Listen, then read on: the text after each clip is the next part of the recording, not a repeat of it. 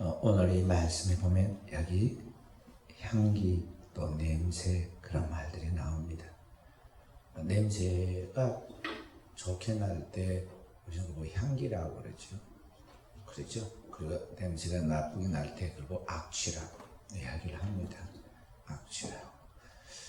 근데 여기 인간은 살아가면서 누구나 다 이런 냄새가 난다 이야기하고, 어떤 사람은 생명으로부터 생명이 이르는 냄새가 나고 어떤 사람은 사망으로부터 사망이 이르는 냄새가 난다 이야기하고, 오늘 우리는 날마다 그리스도 예수 안에서 승리의 삶을 살아가면서 그리스도의 냄새, 그리스도의 향기가 우리에게 나와야 한다고 오늘 성경은 우리에게 가르쳐주고 있습니다. 그래서 오늘 우리는 우리가 과연 어떤 냄새를 세상에 풍기며 살아가고 있는가, 우리 자신을 살펴봐야겠어요. 이제 어제인지 우리 나라의 김대중 대통령의 부인이었던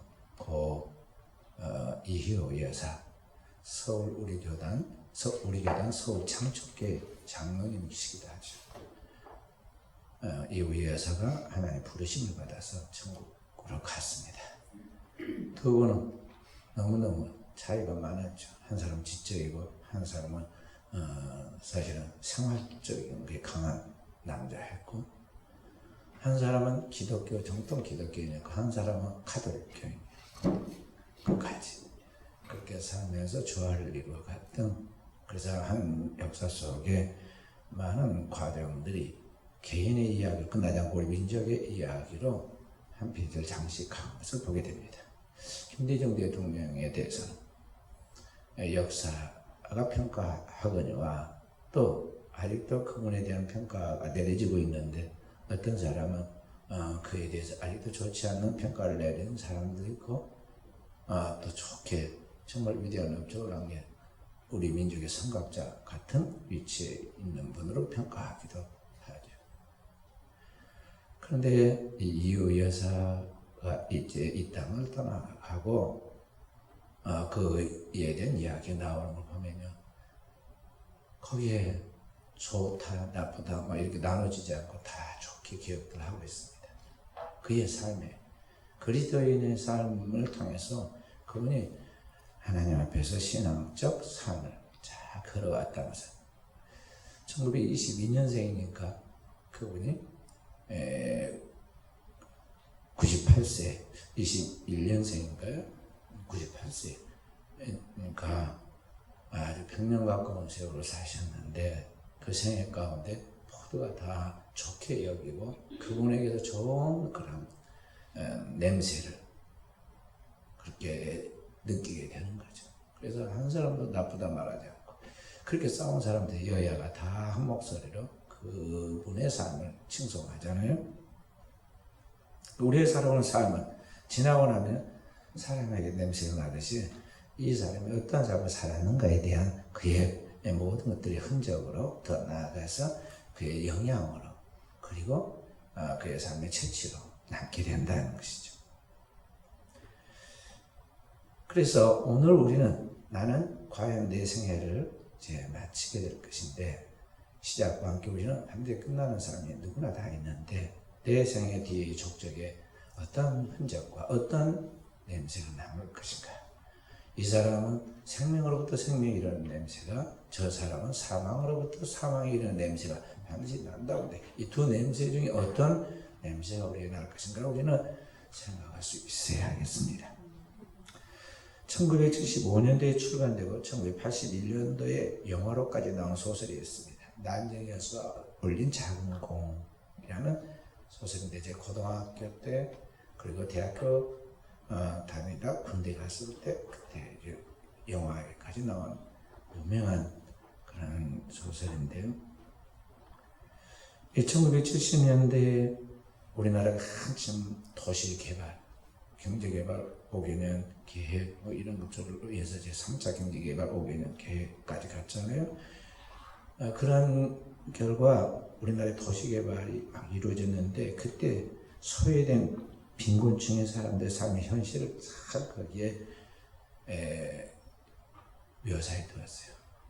근데 그때 그 작가가 그 잘 사는 사람과 못 사는 사람, 잘 나가는 사람들과 소외된 사람들의 삶을 이야기할 때 우리에게 딱 피부에 와닿게 표현한 게 뭐냐면 이 냄새로 이야기를 해요.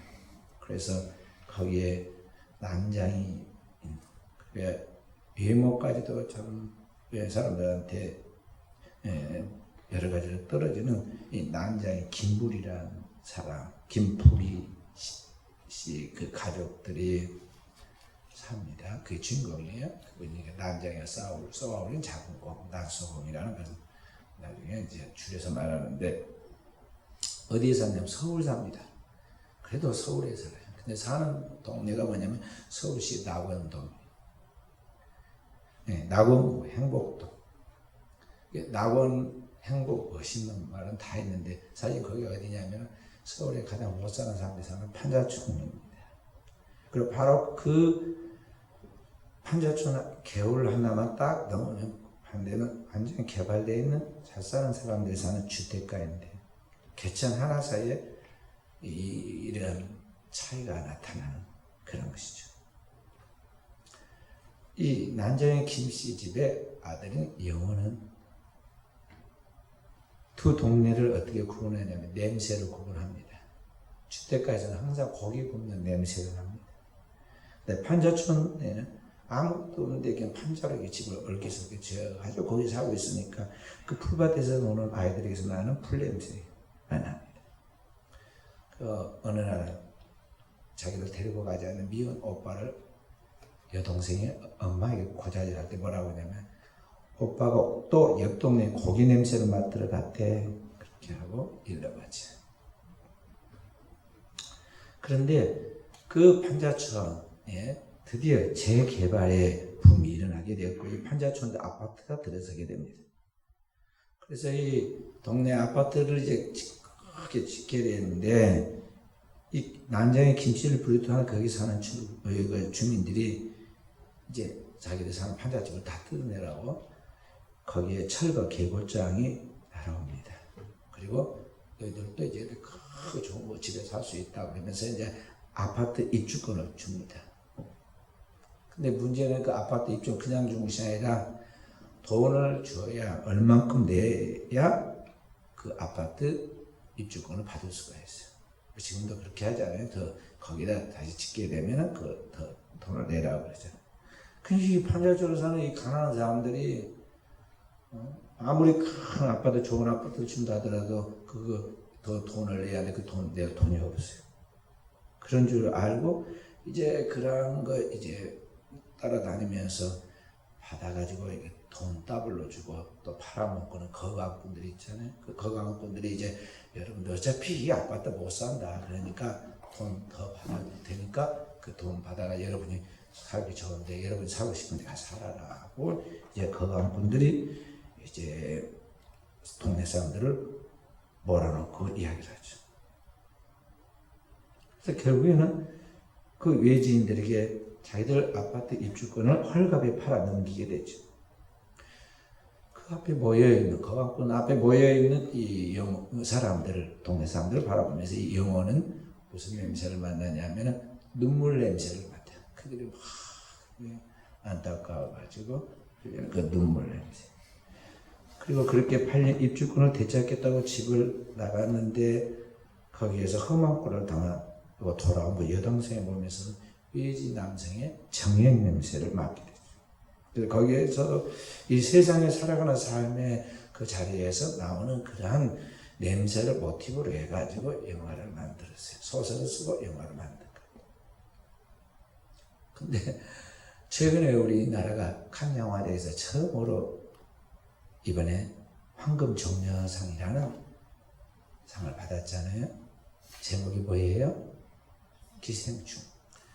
네, 다른 어떤 숙주에 붙어가지고 생명을 이어가는 그러한 것들을 비유하는 기생충이라는 그러한 영화를 제목으로 영화를 만들었어요. 그런데 그 영화가 너무나 시대답게 잘 묘사해서 우리 한국적인 건 이야기지만 한국을 벗어나서 전 세계에 살아가는 모든 사람들의 삶의 그 애환과 그런 이야기들이 거기에 녹아져 있다고 그래가지고 모두가 다 박수를 했잖아요.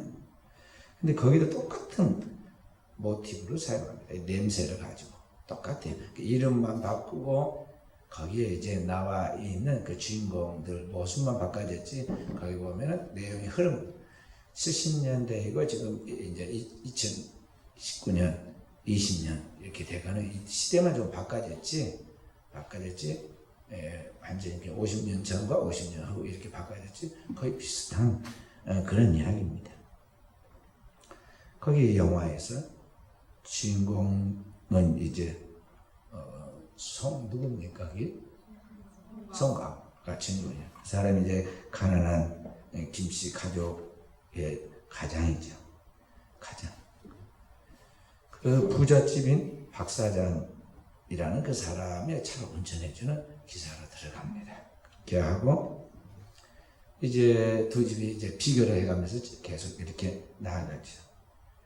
이 부잣집 가장인 이 박 사장은 자기 차를 몰고 있는 이 기사 송강호 이 기사 이 김씨에게서 뭔가 차만 타면 냄새가 나는 거야.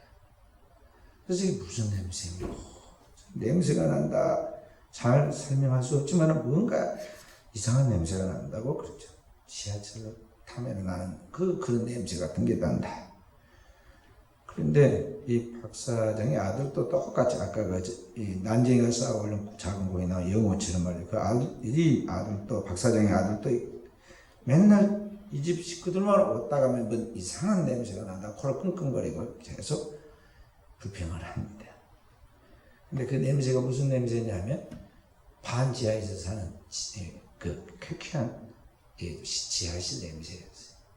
그러니까 여러분들이 상당히 똑똑한 그러한 이 사람들이 한 사람은 위장해가지고 부잣집에 운전기사로 들어가고 하나는 아주 부잣집에 과외 선생으로 들어가고 한 사람은 가정부로 들어가고 뭐 이렇게 하면서 붙어가지고 이제 그래서 기생충이라고 하는 거예요.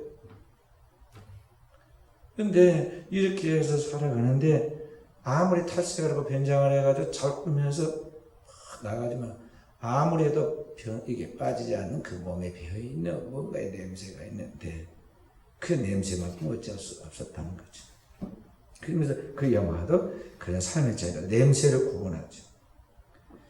그러니까 오늘 소설과 이 영화에 나온 이 두 개의 이야기에서 보여준까지 오늘 우리 세상 사는 사람들은 모두 삶에서 오는 자기의 삶을 대변하는 어떤 처치들이 나타나게 되는데 냄새가 나타나게 되는데 성경은 오늘 거기에 이르지 않고 거기에 머무르지 않고 더 나아갑니다. 그러니까 단지 이 현실적인 우리가 살아가는 몸에 배어있는 이 몸의 육체의 삶의 그런 냄새 정도가 아니라 우리 그리스도인들 성도들에게는 영적으로 오늘 영적으로 그 입에서 흘러나오는 어떤 냄새가 우리에게 있는데 한 사람은 저 지옥에서부터 빨리 지옥으로 갈 수밖에 없는 삶을 살아가는 가운데서 오는 죽음에 이르는 사망으로부터 사망에 이르는 냄새다. From death to death. 사망으로부터 사망에 이르는 냄새다. 또 한 사람은 그 땅에 살고 있지만 하늘에 속한 백성으로서 하나님의 생명을 가득 체험받고 하나님의 은혜가 흘러넘쳐서 하늘의 영광을 드러내는 그런 생명에 이르는 냄새. 단지 파릇파릇한 그런 단순한 이 물리적 생명이 아니라 그 영혼에서부터 나오는 그런 영적인 생명. 영적인 생명. 생명으로부터 생명에 이르는 냄새가 나온다고 했어요. 그래서 그리스도인들은 이 생명의 힘으로 어떤 사망도 어떤 문제도 다 이거 극복해서 그리스도 안에서 승리하는 그 생명에 이르는 것인데 그 생명을 이기게 하는 그런 냄새가 그에게 있다는 것이죠. 그런데 그래서 성경을 뭐라고 한마디로 정의했냐면 이것이 그리스도의 향기다. 모든 사망으로부터 이기고 승리하신 그리스도께서 가지고 있는 그 고유한 생명이 오늘 우리 안에 있어서 우리도 승리하게 되는데 그 그리스도의 향기가 오늘 우리에게 우리의 몸에 우리의 영혼에 채취로 남아있어 우리로 하여금 세상에 그리스도의 향기가 되어서 세상을 살리는 그리스도의 향기가 되어서 나타내게 하신다는 거죠. 그래서 오늘을 살아 우리 그리스도인으로서 저와 이 성도들은 정말 이 세상을 살아갈 때 악취를 풍기는 죄악이 타는 그런 죄악의 냄새가 아니라 오늘 내 안에 겉은 초라하고 거지 나사로처럼 볼품이 없고 그의 외모는 초라하고 그럴지라도 그에게서 생명에서 생명이 이르는 그런 즉시 죽었을 때 즉시 천사의 손에 떠 받들려 아브라함의 품에 들어갔고 그 영광 가운데 머물렀던 것 같이 오늘 그 생명이 이르는 냄새가 우리에게 있어야 한다는 것이죠. 할렐루야.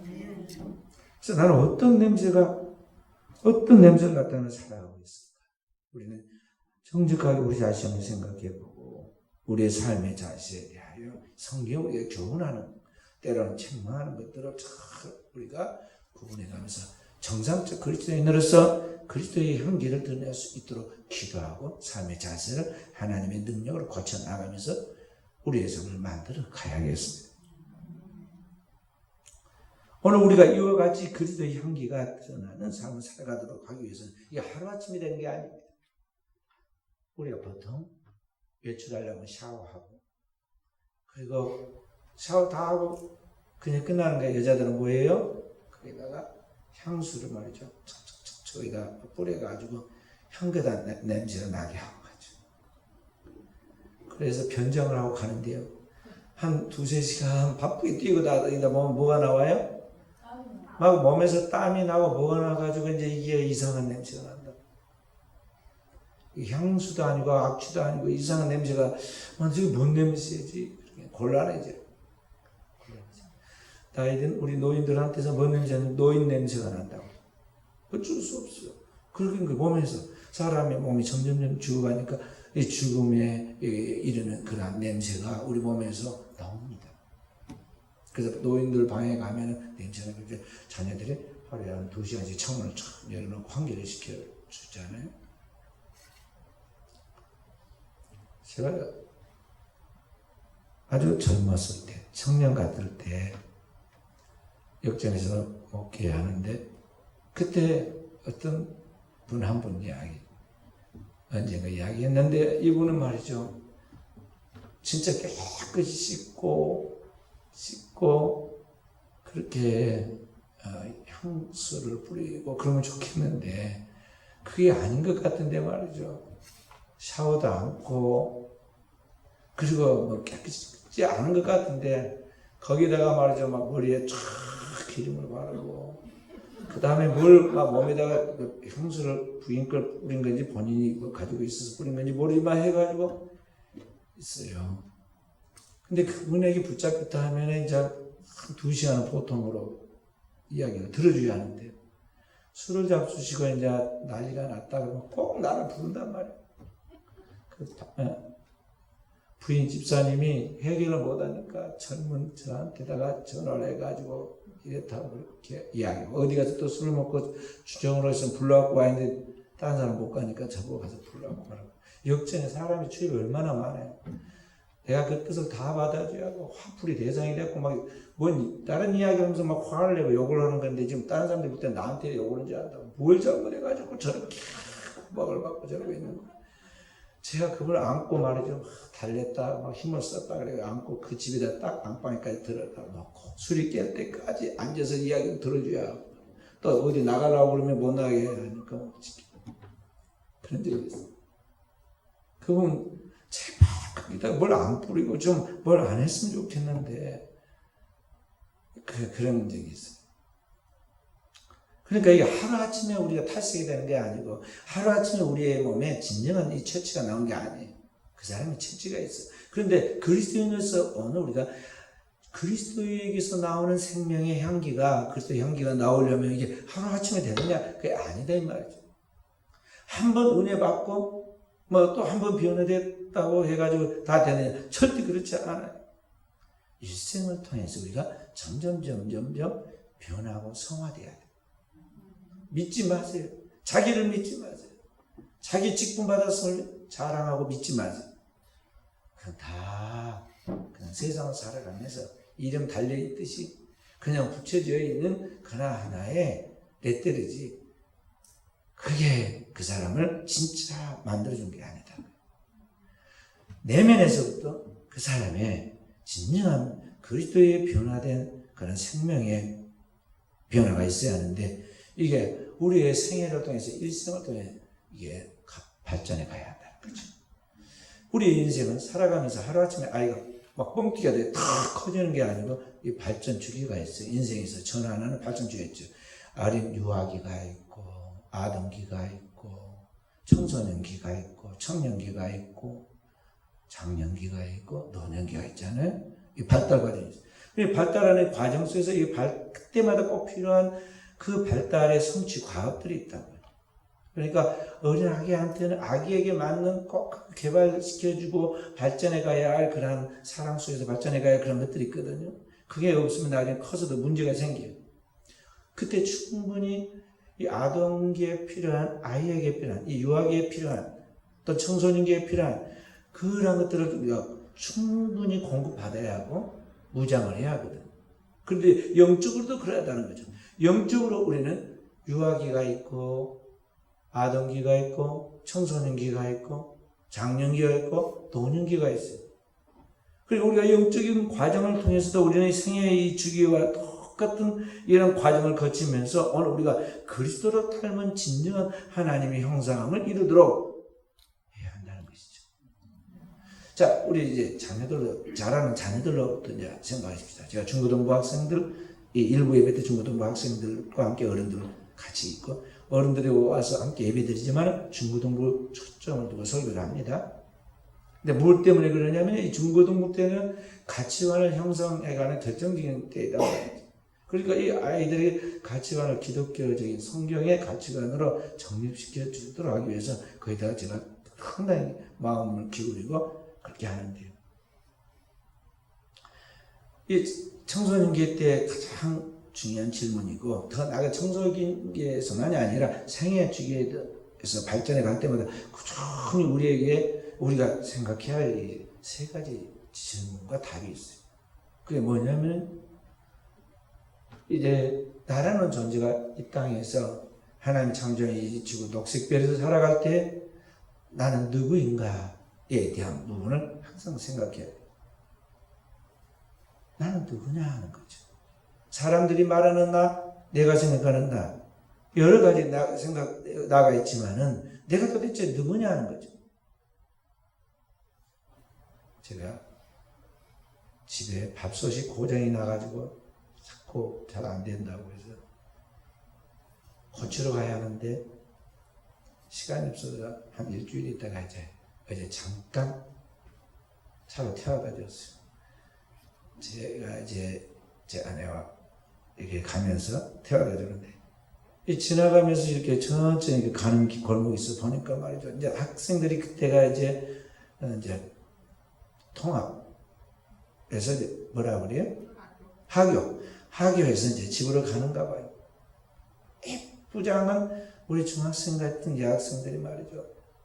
몸에 딱 달붙은 교복에다가 아주 반토막 난 치마를 입었는데 하나같이 머리에 물은들였고 눈썹 화장을 다 해가지고 가고 있어요.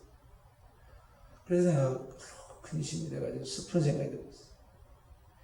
그렇지 않아도 중고등부 애들은 얼마나 피부가 뽀얗고 예쁜데 저기다가 이게 썩은 그 죽어있는 흙더미, 지렁이 가루 뭐 이런 거 해가지고 립스틱 만들고 뭐 화장품 만들어 꽂은 건데 그걸 떡 발라놓고 색칠을 해놓고 숨을 못 쉬고 죽거든.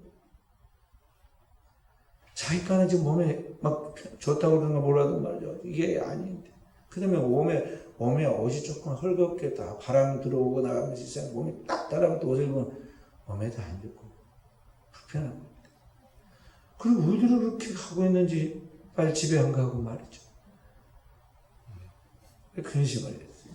근데 다 그러더라고요. 그래서 나 우리 예지를 생각했어요. 아이고 우리 예지는 그렇게 안 해서 천만 다행이다.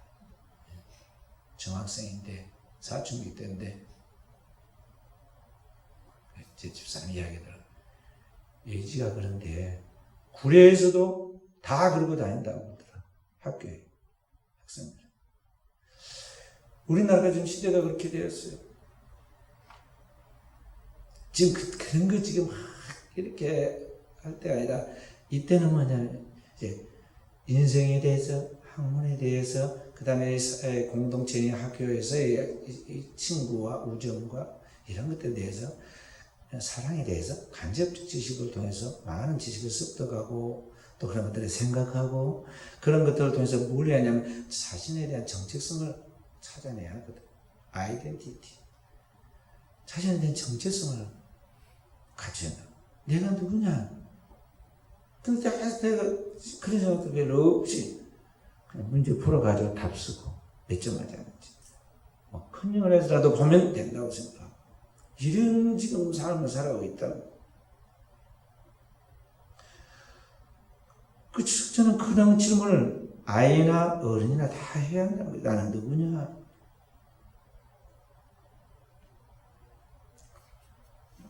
세계 제2차 대전이 일어나고 히틀러가 세계를 전쟁에 완연히 몰아놨을 때 유명한 신학자 폰 헤퍼가 그에 대해서 지적을 하고 한글하다가 감옥에 들어갔죠.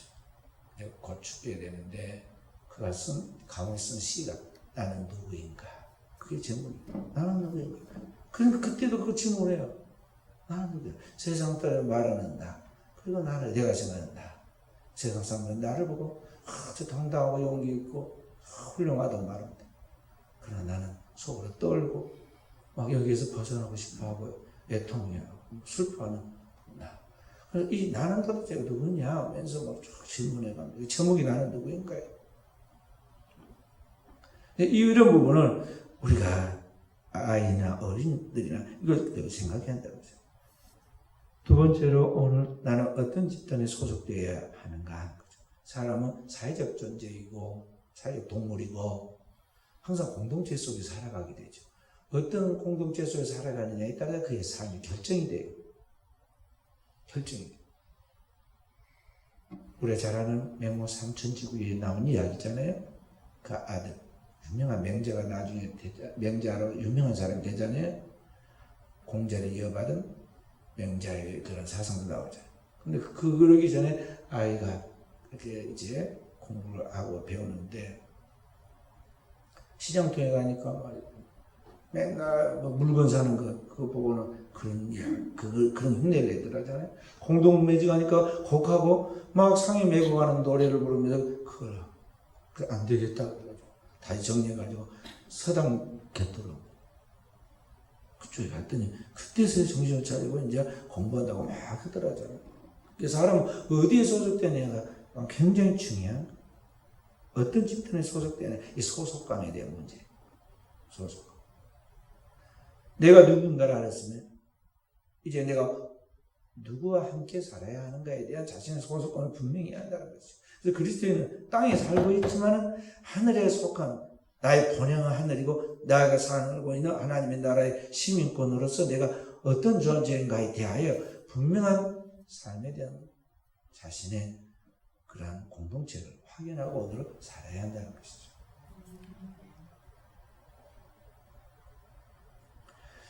그리고 세 번째는 나는 무엇을 위하여 살아야 하는가에 대한 삶의 목적이 있죠. 삶에 대한 소명과 비전, 콜링에 대한 비전이. 하나님께로부터 부름받아서 하나님의 영광을 위해 살아야 하는데 구체적으로 나는 무엇을 위하여 살아야 하는가? 하나님 나를 이 땅에 보낸 목적을 따라 살아야 하는데 그걸 찾아내도록 늘 그것을 묻고 답하면서 하루하루를 그리고 그 생애의 과정에 그 과정들을 잘 헤쳐나가야 한다는 것이죠. 만약 이런 것들에 대한 질문이 없이 그냥 사니까 산다 그렇게 막연하게 삶을 살다 보면 어느 날 세월은 지나고 나이는 먹고 내 생애는 끝나가는데 후회 막 급하죠. 그리고 너무나 돌이킬 수 없는 나의 인생에 대하여 이거 아닌데 내가 이거 이렇게 살아고 산 것이 아닌데 하고 후회하는 날이 오게 된다 이 말이죠.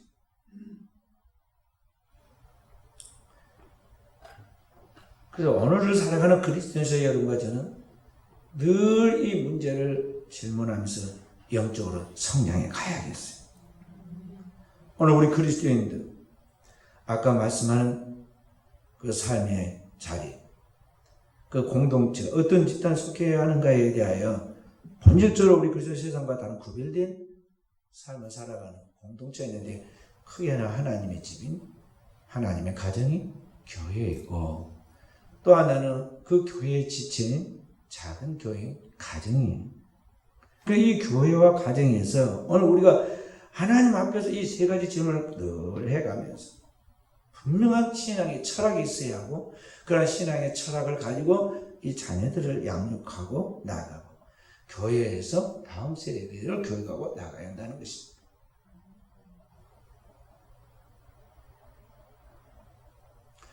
우리가 100년 전에 한국의 우리 선배들, 또 선각자들, 또 먼저 믿었던 크리스천들은 이걸 분명해서 그 오산학교라든지 민족학교라든지 숭실학원이라 학교라든지 그런 철학적으로 한국의 학교들이, 민족학교들이 있었어요. 그래서 기독교 정신으로 분명하게 신앙 교육을 시키고 이 민족을 어떻게 살 것인가 답을 가지고 살아가도록 했단 말이에요. 그래서 그들이 굉장히 경제적으로 부유한 집의 자손들에도 불구하고 다 정리와 독립운동을 하고 다음 세대를 위해서 학교를, 오산학교였던 학교들을 지역에다 세워가지고 다음 세대에 대하여 양육을 하고, 그렇게 해서 우리 민족이 지금 오늘날 이 토대 위에 서 있는 것이지. 아무렇게나 되는 대로 살았다면 우리 민족이 오늘날 이 경쟁이 너무나 심한 이 세계 속에서 살아남겠어요? 특히 우리나라가 지금 처해 있는 것은 마치 이스라엘의 그 주변에 10개 아랍 국가들의 감싸고 있듯이 우리나라가 4대 열강, 세계에서 가장 힘센 4개 나라의 이 4대 열강이 딱 에워싸는 형국에 있는 가운데 우리나라가 버텨내겠냐는 거죠. 그래서 오늘을 살아가는 우리가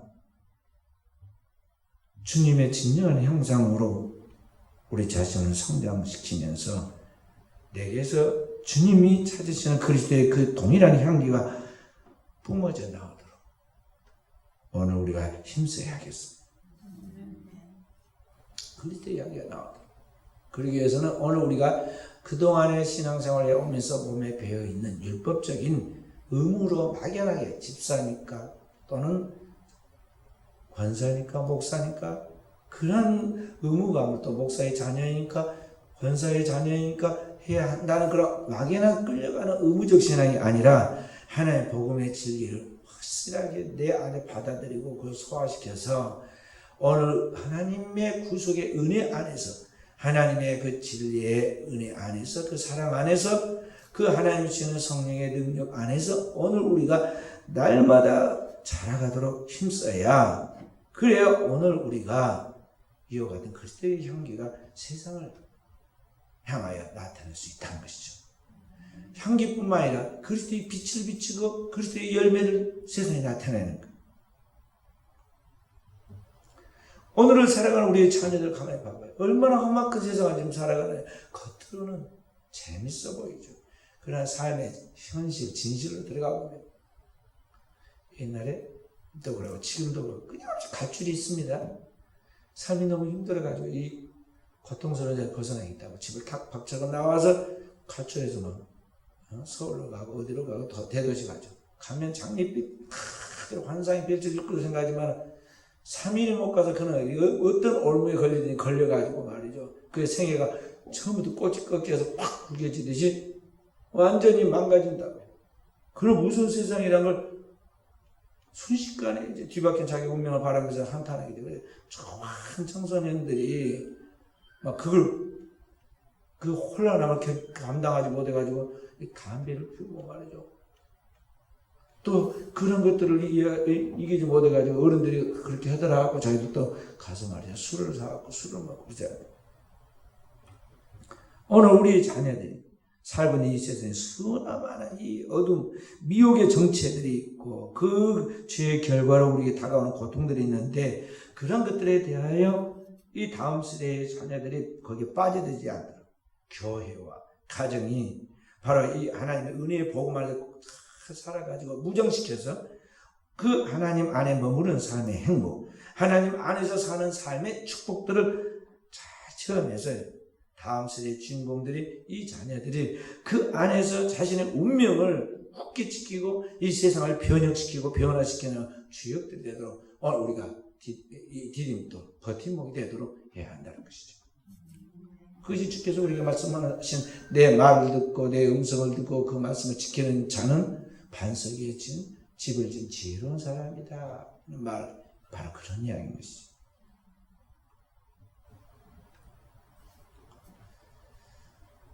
6.25 전쟁이 끝나고 난 전후 소설 중에 나목이라는 소설이 있어요. 나목. 대학교의 수학 능력 시험에도 꾸준히 출제된, 그리고 스테디셀러라고 계속해서 나오고 있는, 재판에서 나오고 있는 소설인데, 이 박완서 씨가 쓴 소설이에요. 나목. 그녀 자신의 성장 소설이기도 해요. 이 아이는 1951년 6.25가 터진 후에 21살 나이 그때 되었는데, 몰락한 개성 그 집안 출신의 딸이었는데, 아버지도 벌써 돌아가지고 홀어머니 밑에서 조카들까지 책임을 져야 하는 그런 가장 아닌 소녀 가정이 됐어요. 머리는 똑똑해가지고 서울대 국문학과를 다녔는데, 그러니까 아주 청량하고 아주 이제 예쁜 대학생이잖아요. 그것도 서울대 국문과였으니까 공부를 잘한 거예요. 그 소녀가 대학교 다니면서 어디서 돈을 벌겠어요. 자존심은 강하고 자부심도 대단했지만 실제는 끼니도 해결하기 어려웠어요. 서울 영천 산동네에 살고 있었는데, 그녀가 뭔가 그래도 돈을 벌어야겠다 그래가지고 막 쫓아다니다가 친구 오빠를 통해서 취직자를 하나 얻었는데, 어디였냐면 미 8군에 들어가가지고, 미 8군 지금의 그 신세계 백화점, 서울 신세계 백화점 본점 자리가 옛날 미 8군 부대에, 미 8군 PX가 거기에 있었어요. 미 8군 PX에서 다 물건들이 나오고 그랬거든요. 뭐 물건도 팔고 먹을 것도 팔고 그런 걸 PX라고 그래. 그 군대에서요. 거기에 점원으로 들어가게 됩니다. 그 안에서 일하는 한국물산의 초상화부에 들어가가지고 그 안에서는 미군들 초상화 그리자는 거죠. 싸구려 그 비단 싸구려 그 천조각에다가 거기다가 이제 미군들 초상화를 우리 한국의 화가들이 그게 이제 간판쟁이들이라고 그래요. 이렇게 막 대충 그려주고 돈 받는 거죠. 순천만에서도 그때 우리가 한참 할 때 6개월인가 했잖아요. 정원박람회, 국제정원박람회 때 보니까 저기 호수 옆에 거기 앉아서 그림을 그리더라고요. 그래서 잘 그린가 하고 보니까 별로인 것 같아. 근데 우리 집사람이 자꾸 그리자고 그래요. 그래서 저희 어머니 모셔갔을 때 한번 그리도록 했는데요. 저희 어머니하고 딴판으로 그랬더라고. 그러니까 이게 사진을 보고 정교하게 그리 것이 아니라 잠깐 앉아 그린다는 게 쉬운 일 아니에요. 특징을 탁 잡아가지고 그냥 아주 수준 높은 사람들 아니면 그렇게 어렵거든요. 특히 이게 젊은이도 아니고 노인을 그려야 하고 특징을 잡고 그러면 어렵거든. 그러니까 이제 그래도 그분들이 이렇게 와서 그 분위기를 잡아주고 또 그런 사람들도 수입이 돼야 하니까 제가 돈을 주라내려 다 주고 봤어요. 지금 진짜 집에 있는데. 그런 거 하는 사람들이 거기 중년의 간판쟁이 5명이 거기에서 화가처럼 그림을 그립니다. 그러면 거기에 그분들이 영어를 못하니까 그래도 대학생이니까 자신이 지금 아주 제대로 된 영어가 아닌 브로큰 잉글리시로 깨진 엉터리 영어로 이제 막 통역해주고, 통역을 잘하면 조금 더 받고 조금 마음에 안 들면 조금 덜 받거든요. 보통 한 $6씩 받아줬다. 그렇게 했어요. 그러니까 그 화가들이 싸구려 간판쟁이처럼 생긴 그 굶기 어리는 화가들이 거기에서 큰 데서 그림을 그리고 있는 걸 보니까 이 멋진 대학생이 여대생이 보니까 정말 속으로 무시가 나오는 거예요. 그래서 그냥 그 젊은 대학생들, 그 나이가 중년된 아빠뻘 되는 사람들한테 막 김씨, 이씨 박씨 그렇게 하면서 함부로 불렀다는 거예요. 나중에 알고 보니까는 그 중에 5명 중에 한 사람이 국민화가라고 부르는 박수근이라는 화가였는데 거기 가서 그 그림을 그리고 있었던 거예요. 키가 크고 말수가 지는 그 사람이 보니까 늘 이 그림, 이 집에 화집을 듣고 끼고 다녔어요. 그러니까 이 대학생 아가씨가 보니까 말이죠. 아니 간판쟁이 주제에 무슨 화지? 그런다 해서 간판쟁이가 화가가 되나? 속으로만 그렇게 무시를 했대. 그런데 어느 날 알고 보니까 이제 설명을 옆에 사람한테 듣고 보니까 그 사람이 조선 미술 전람에서 제일 최고 수상을 한 수상 작가라는 것을 알게 됐어요. 사람을 껍데기로만 보고 함부로 평가했더니 이게 큰 코 다쳤구나. 속으로 얼마나 창피하고 부끄러워했는지 모른다 그래. 그런데 이제 그걸 알고 뒤에 이제 집으로 이렇게 출퇴근할 때 돌아오는 길에 이 박완서가 이 박수근과 함께 퇴근하게 됩니다. 근데 키가 크다고 키다리 아저씨라 불렀는데. 그런데 그 이제 속이 깊고 또 나름대로 그 삶에 깊이가 있는 분이니까 이 어리고 젊은 대학생이 뭐 그런 삶에서 막 힘든 이런 분들 막 수다를 떨면 다 듣고 이야기도 해주고 뭐 이렇게 하면서 퇴근합니다. 그렇게 하면서 그의 어려운 시절에 정신적 의지를 했다고 그래요. 그러면서 그가 이제 박수근 그 화가의 부인은 어떤 여자일까 늘 궁금했다고 해요. 그러면 속으로는 또 생각을 하기를 사시사철 똑같은 핏발에 작업복만 입고 오고 가는 그 사람 한 푼이라도 생활비 벌려고 저 간판쟁이들 어울려 살아가는 그 사람을 처지를 볼 때 그 부인도 무식하고 거칠고 온전 바가지나 긋고 아이들을 자기 자녀들 울릴 능력밖에 없는 끔찍한 여자일 것이다. 그렇게 속으로 상상을 했다고 그래요. 속으로. 그런데 박완서가 자신 이제 첫 번째 이제 그 문단에다가 이제 딱 등단된 소설이 나무인데 박수근 씨와의 그런 관계랑 하면서 쓴 그 소설인데 이 박수근 씨는 그때는 이제 그 책에 나올 때 죽어. 그러니까 이제 유작이 된 거예요. 거기에서 이 박수근의 아내를 이제 처음으로 만납니다. 만나면서 이제 또 한 번 놀라는 거예요. 박수근에 대해서 처음에 한번 놀랬잖아요. 무시하다가 그 아니구나 하면 놀랐는데 이번에 그 부인을 만나면서 놀라요. 왜냐하면 자기가 그렇게 속으로 무시하고 생각했던 것과는 너무나 딴판으로 그녀는 미모와 교양과 품위가 너무나 수준이 다른 겸비한 모습을 보였어요. 그래서 거기 나무에서 뭐라고 표현했냐면 조선의 백자 같다 그랬어요. 조선의 백자자 우아하다는 거죠. 이 박수근의 부인 김복수는 서울 중곡동 교회를 섬기는 전도사였는데 전쟁이 일어났을 때 남편을 이 북한에서 월남시키고 자신은 남편을 이제 월남시켰기 때문에 감옥에 스스로 그냥 자백하고 들어갑니다. 그리고 나중에 남편이 서울 창진동 거기에 살고 있다는 말을 듣고는 자식들을 데리고 탈출해서 북한을 기적적으로 탈출해서 서울에 와서 남편을 만나게 되죠. 두 분 다 기독교인이었어요.